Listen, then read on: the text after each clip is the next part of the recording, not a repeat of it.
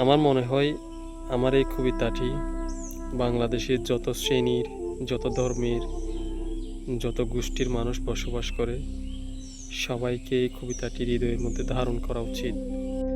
আমি হিন্দু হই, মন্দিরে গিয়ে ঈশ্বরের পূজা করি, সনাতনী পরিচয় পাশাপাশি রেখে গৌরবে বাসি। সবার আগে আমরা বাংলাদেশ, এই রক্তে বাংলাদেশী। আমি মুসলমান, আল্লাহর চরণে লোটাই পড়ি, আমরা তার একনিষ্ঠ দাসদাসী। তারপর বলি সবার আগে বাংলাদেশ, আমরা বাংলাদেশী। আমি গৌতম বুদ্ধের অনুসারী, আমি খ্রিস্টান, ভিন্ন ধর্মের প্রতিবেশী। তারপর সবার আগে বাংলাদেশ, আমরা বাংলাদেশী। আমি পাহাড় বুঝি না, সমতল মানি না, আমি গ্রাম, শহর, পৌরসভা, সিটি কর্পোরেশন চিনি না।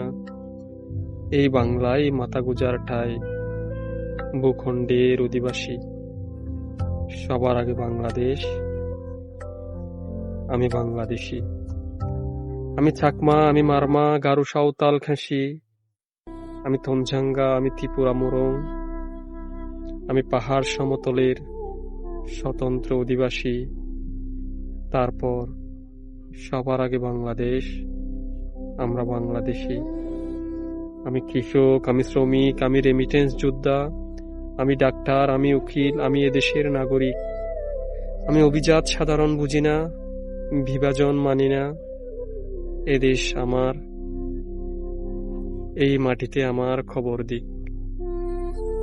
প্রিয় দর্শক, এই পথের কবির লেখা সবার আগে বাংলাদেশ এই কবিতাটি সাম্প্রতিক একটি ঘটনাকে কেন্দ্র করে লেখা। সম্প্রতি বাংলাদেশের এক সনাতনী ধর্মের নারী বাংলাদেশে তাদের জন্য আলাদা প্রদেশ চাচ্ছেন। আমরা বরাবরই বিশ্বাস করি বাংলাদেশ একটি অসাম্প্রদায়িক দেশ।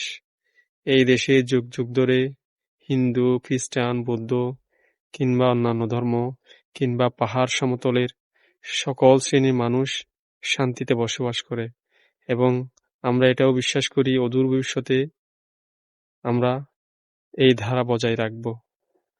তো বাংলাদেশের সকলের প্রতি আমার এই কবিতাটি উৎসর্গ করা। ভালো লাগলে শেয়ার করবেন। ধন্যবাদ সবাইকে।